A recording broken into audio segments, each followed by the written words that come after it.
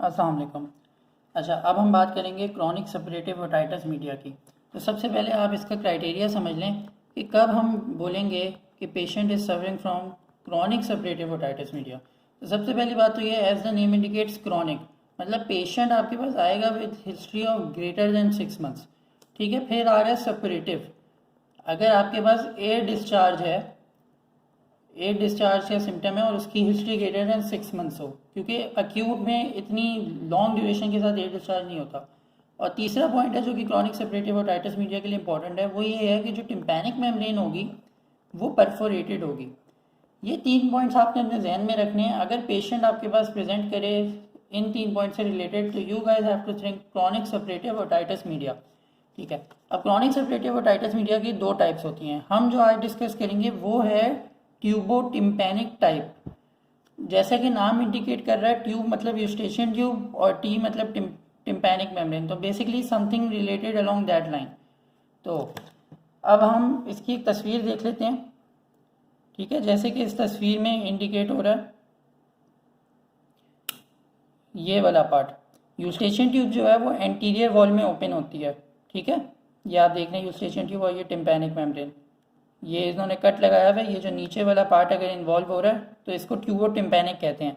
अच्छा, यहाँ पे ये चीज़ आपने याद रखनी है कि ट्यूबोटिम्पैनिक में antero inferior part of the middle ear cavity involve होती है। ठीक है, अब पहले आप इसकी कॉज देख लें कि किस वजह से ये हो रहा है। तो कि मोस्ट इम्पॉर्टेंट कॉज जो इसकी है वो है कि untreated acute suppurative otitis media, मतलब अगर अक्यूट ओटाइटिस मीडिया ट्रीट ना हो तो वो प्रोग्रेस कर सकता है क्रॉनिक सपरेटिव ओटाइटिस मीडिया को। और दूसरी कॉज इसकी हो सकती है एलर्जी। ठीक है, तो जैसे कि अक्यूट सपरेटिव ओटाइटिस मीडिया में भी मैंने आपको बताया था और जो कि यहाँ पे भी हो रहा है कि भाई जो यूस्टेशियन ट्यूब थी वो किसी वजह से ब्लॉक हो जाती थी। अगर एलर्जी हो रही है तो मतलब नेजल म्यूकोजा बहुत थिक हो गया, या वैसे किसी वजह से ब्लॉक हो गई तो फिर नेगेटिव प्रेशर जनरेट होता था और फिर टिम्पैनिक मेम्ब्रेन अंदर रिट्रैक्ट हो जाती थी कि वो कैविटी सक इन कर रही थी, जैसे मैंने आपको बताया था। तो ये चीज़ ध्यान में रखते हुए आपने आगे चलना है। ठीक है, ये हो गई इसकी कॉज। अब ट्यूबोटिम्पैनिक के बारे में कुछ इंपॉर्टेंट सिम्टम्स आप समझ लें। एक तो इसमें एंटेरो इंफीरियर क्वाड्रेंट इन्वॉल्व होता है मिडल एयर क्लेफ्ट का, एक बात। दूसरी बात यह है ये सेफ टाइप होती है, या इसको बिनाइन टाइप भी कहते हैं क्योंकि इसमें कुछ कॉम्प्लिकेशंस नहीं होती। और सबसे इंपॉर्टेंट बात जो आपने यहाँ पे याद रखनी है कि जो टिम्पैनिक मेम्ब्रेन मैंने आपको बताया कि क्रॉनिक में परफोरेट होती है, यहाँ पे सेंट्रल परफोरेशन होती है। सेंट्रल का मतलब कि मार्जिन से दूर होगी परफोरेशन, और आपको प्रोमोन्टरी दिख रहा होगा, ये अगर तस्वीर में आप लोग देख सकते हैं। ठीक है, इस तरह सेंट्रल परफोरेशन होगी और जब आप देखेंगे तो आपको प्रोमोन्टरी दिख रहा होगा और ऊपर मेलियस का हैंडल दिख रहा होगा। इस तरह की सेंट्रल परफोरेशन होती है अवे फ्रॉम द मार्जिन। ठीक है, अच्छा एक और चीज़ आप लोगों ने यहाँ समझनी है, मैंने टिम्पैनिक मेम्ब्रेन की एनाटमी में भी आप लोगों को ये बात बताई थी, यहाँ पे भी बताता हूँ कि जो टिम्पैनिक मेम्ब्रेन होती है उसमें 3 लेयर्स होती हैं। एपिथेलियल लेयर होती है, फाइब्रस लेयर होती है और अंदर वाली लेयर होती है म्यूकोजल। अब क्या होता है, फॉर एग्जांपल अगर आपके पास एपिथेलियल लेयर डैमेज हो गई तो कई दफ़ा क्या होता है कि वो उसकी जो एपिथेलियल लेयर है और म्यूकोजल लेयर है वो हील हो जाती है, आपस में मिल जाती है, और जो फाइब्रस लेयर है वो नहीं प्रेजेंट होती। दैट इज़ 2 लेयर्स प्रेजेंट होती है। इसकी क्या वजह है कि फाइब्रस लेयर जो है उसको टाइम लगता है हील होकर वापस आने में, जबकि एपिथेलियल लेयर जो कि स्क्वैमस होता है और जो म्यूकोजल लेयर होती है वो मिल जाती है और क्या कहते हैं फ्यूज हो जाती है। अगर ऐसा हो जाए तो इसको हम कहते हैं परमानेंट परफोरेशन। दैट इज, अब ये टिम्पैनिक मेम्ब्रेन जो कि बहुत ही सेल्फ हीलिंग और स्पॉन्टेनियसली खुद ही हील हो जाता है, ये अब हील नहीं होगा क्योंकि परमानेंट परफोरेशन हो गई। ये होता कैसे है, फॉर एग्जांपल ये आपके पास टिम्पैनिक मेम्ब्रेन है, ठीक है, अब ये आपके पास परफोरेट हो गई। ठीक है, थोड़े थोड़े पार्ट्स में परफोरेट हुई भी है तो इस एजेस पे एपिथेलियल लेयर म्यूकोजल लेयर से मिल जाएगी और ये जो बीच की सेंट्रल परफोरेशन है ये रह जाएगी, ये हील नहीं होगी इससे। अच्छा जी, अब हमारे पास है पैथोलॉजी।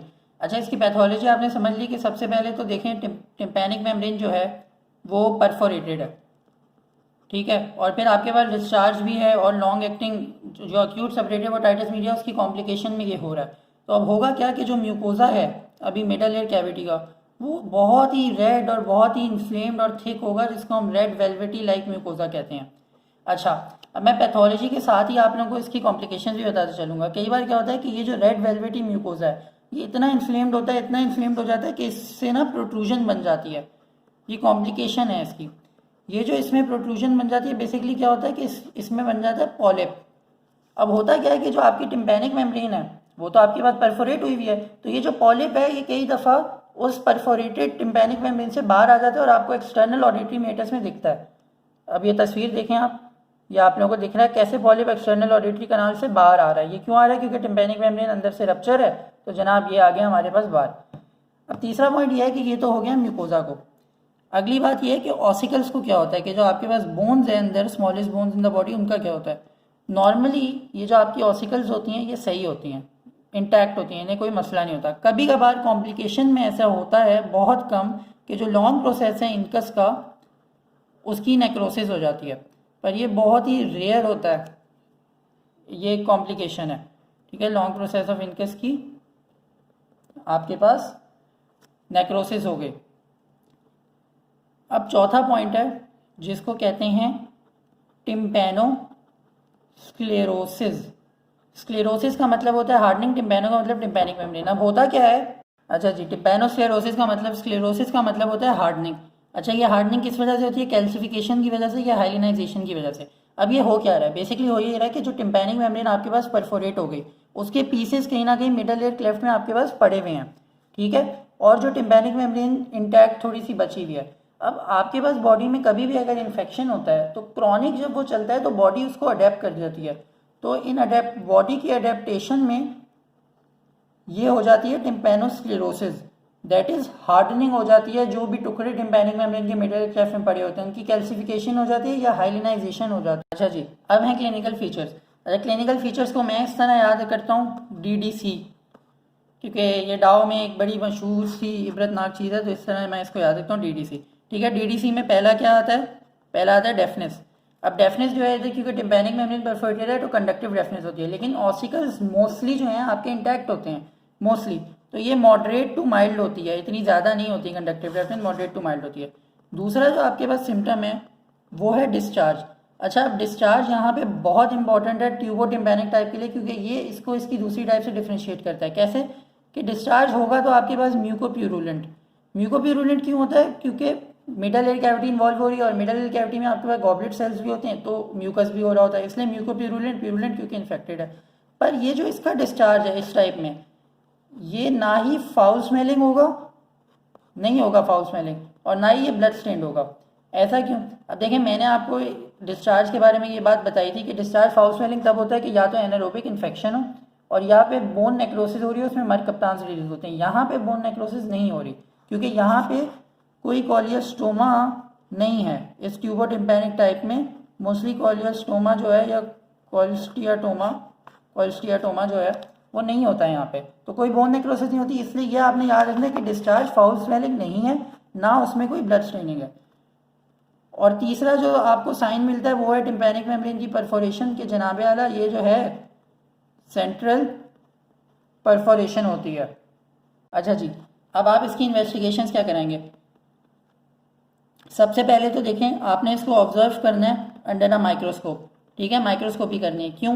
देखें, आप माइक्रोस्कोप में देखेंगे आपको म्यूकोजा दिखेगा जो कि बहुत ही एडिमेटस और बहुत ही लाल है। कई बार आपको पॉलिप अगर वो बाहर प्रोट्रूड नहीं हो रहा तो वो अंदर की तरफ देखेगा माइक्रोस्कोपी में। ग्रेनुलेशन टिश्यू मिलेगा क्योंकि क्रॉनिक प्रोसेस है बहुत, जब बॉडी में इन्फेक्शन होता है तो ग्रेनुलेशन टिश्यू प्रेजेंट होता है। ठीक है, माइक्रोस्कोपी में आपने ये सब देखना है। फिर आपने करना है ओरल स्वैब डिस्चार्ज का, और फिर उसकी कल्चर और सेंसिटिविटी करानी है।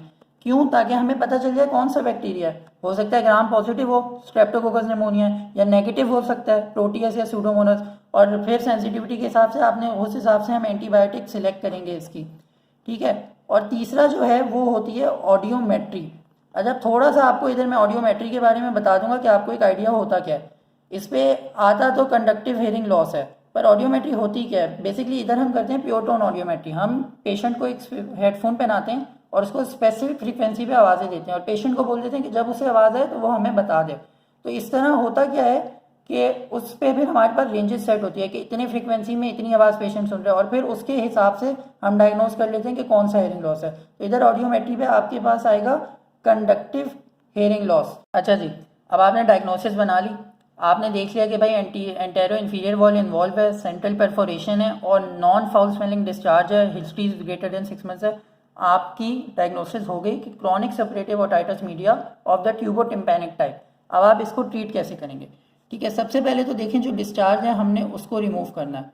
ठीक है, तो उसके लिए हम करते हैं ऑरिकल टॉयलेट या एयर टॉयलेट। ठीक है, आप एयर डिस्चार्ज जो भी है उसको आप रिमूव कर देंगे और फिर आप अंदर प्लेस कर देंगे मेडिकेटेड विक्स।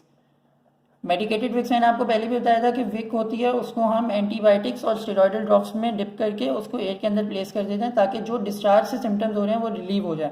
ठीक है, फिर आप क्या देंगे, आप देंगे सिस्टेमिक एंटीबायोटिक्स।